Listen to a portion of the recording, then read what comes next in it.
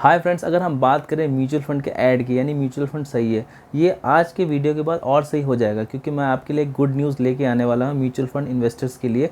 इस प्लान को सेबी ने ऑलरेडी प्रपोज कर दिया है। अगर आने वाले समय में ये प्लान अगर एग्जीक्यूट होता है तो म्यूचुअल फंड इन्वेस्टर्स के लिए और अच्छी न्यूज़ हो जाएगी और वो इन्वेस्ट कर सकते हैं क्योंकि उनके रिटर्न इस पर्टिकुलर प्लान के प्रपोज होने के बाद और बढ़ सकते हैं। तो आखिर सेबी ने ऐसा क्या प्रपोज किया है जिससे म्यूचुअल फंड इन्वेस्टर्स को और बेनिफिट हो सकता है, ये हम आगे आने वाले वीडियो में जानेंगे। मैं विजय आपका स्वागत करता हूं आपके अपने ही चैनल वेल्थ की पाठशाला में। चलिए शुभ आरंभ करते हैं।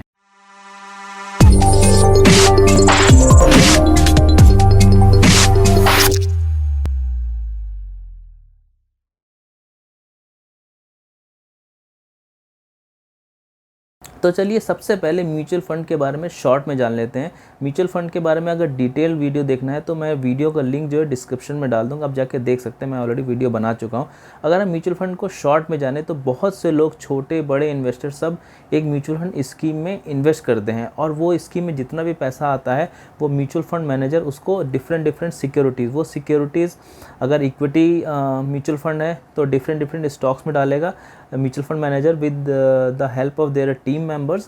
और अगर वो डेट म्यूचुअल फंड है तो डिफरेंट कॉमर्शियल पेपर्स या गवर्नमेंट सिक्योरिटीज़ में इन्वेस्ट करेंगे और उसमें वो ट्रेड करते हैं। अब अगर हम इक्विटी म्यूचुअल फंड की बात करें तो लार्ज कैप फंड हो सकता है, स्मॉल कैप हो सकता है, मिड एंड स्मॉल हो सकता है, मिड कैप हो सकता है, मल्टी कैप हो सकता है, फंड ऑफ फंड हो सकता है।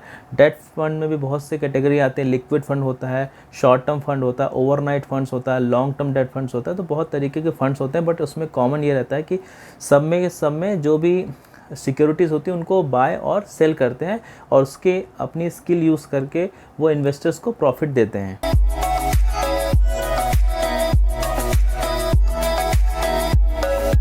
तो अभी तक मैंने आपको बताया कि जो म्यूचुअल फंड स्कीम्स में जो आप इन्वेस्ट करते हैं, वो चाहे वो इक्विटी हो या डेट हो, उससे आपको प्रॉफिट देती है ये म्यूचुअल फंड स्कीम्स।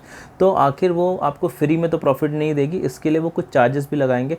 तो जो वो चार्जेस लगाते हैं म्यूचुअल फंड स्कीम्स या म्यूचुअल फंड मैनेजर या म्यूचुअल फंड कंपनीज, उसको AMC बोल सकते हैं या टोटल एक्सपेंस रेशियो बोल सकते हैं या TER बोल सकते हैं। तो अभी तक क्या होता है, जो भी म्यूचुअल फंड डायरेक्टली उसको चलाने के लिए जो फीस चार्ज करते हैं उसको TER यानी टोटल एक्सपेंस रेशियो बोला जाता है। बट इसके अलावा भी म्यूचुअल फंड इन्वेस्टर्स को और भी कॉस्ट बियर करनी पड़ती है, यानी कि जो भी सिक्योरिटीज़ को यानी शेयर्स को जो भी वो बाय और सेल करते हैं म्यूचुअल फंड मैनेजर, उसका भी कॉस्ट म्यूचुअल फंड इन्वेस्टर को बेयर करना पड़ता है। इसके अलावा STT जो कि गवर्नमेंट चार्जेस होता है या GST जो कि गवर्नमेंट चार्ज होता है, वो भी म्यूचुअल फंड इन्वेस्टर को बेयर करना ही पड़ेगा। इसके अलावा भी जैसे एडवाइजरी चार्जेस होते हैं या इंसेंटिव्स होते हैं जो डिस्ट्रीब्यूटर्स को मिलते हैं, वो भी म्यूचुअल फंड इन्वेस्टर्स को बेयर करने पड़ते हैं, जो कि इनडायरेक्टली रूप से म्यूचुअल फंड इन्वेस्टर्स के रिटर्न को थोड़ा कम कर देते हैं।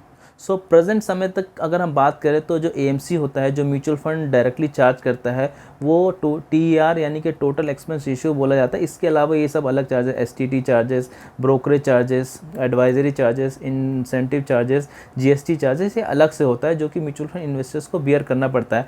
अभी सेबी ने ये प्रपोज़ किया है, ये अभी आया नहीं है, सेबी ने प्रपोज़ किया है कि ये सारे चार्जेस भी म्यूचुअल फंड कंपनीज़ को TER में दिखाने पड़ेंगे। उससे ओवरऑल जो कॉस्ट है वो बहुत ज़्यादा दिखेगी, यानी जो दिखने वाली चीज़ होती है, जो हमेशा आपने डिफरेंट साइट्स में देखा है एक्सपेंस रेशियो, तो वो बहुत ज़्यादा बढ़ जाएगा। तो इससे म्यूचुअल फंड कंपनीज़ को डेफिनेटली इसको कम करना पड़ेगा और जब म्यूचुअल फंड कंपनी इसको कम करेंगी तो उनके ऑपरेटिंग मार्जिन यानी उनके प्रॉफिट पे थोड़ा इम्पैक्ट पड़ेगा, लेकिन ये डायरेक्टली बेनिफिट जाएगा म्यूचुअल फंड इन्वेस्टर को, क्योंकि जो भी म्यूचुअल फंड इन्वेस्टर्स का अगर कॉस्ट यानी जो भी चार्जेस है वो कम हो जाएंगे तो ऑटोमेटिकली उनके रिटर्न बढ़ जाएंगे। तो अभी क्या हो रहा है, जो AMC कंपनीज़ हैं या डिस्ट्रीब्यूटर्स हैं वो थोड़ा प्रोटेस्ट कर रहे हैं सेबी के अगेंस्ट में कि इसको अभी ना लेके आएँ, लेकिन मुझे लगता है कि लॉन्ग टर्म के लिए ये इनके लिए भी बेनिफिशियल हो सकता है। बिकॉज अगर म्यूचुअल फंड इन्वेस्टर्स के रिटर्न बढ़ेंगे तो जो एग्जिस्टिंग इन्वेस्टर्स है वो अपनी SIP जो म्यूचुअल फंड में और इन्वेस्ट करेगा क्योंकि उसको रिटर्न अच्छे मिल रहे हैं। तो अल्टरनेटिव इन्वेस्टमेंट है जैसे लैंड हो गया,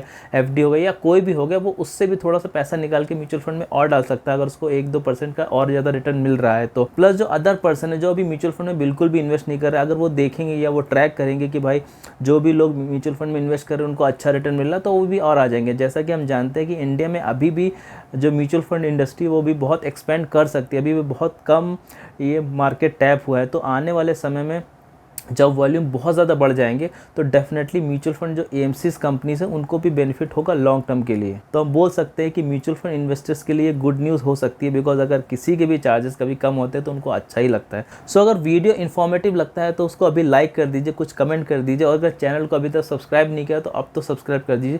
thank you so much for watching this video. Remember one thing, learning is earning. जय हिंद।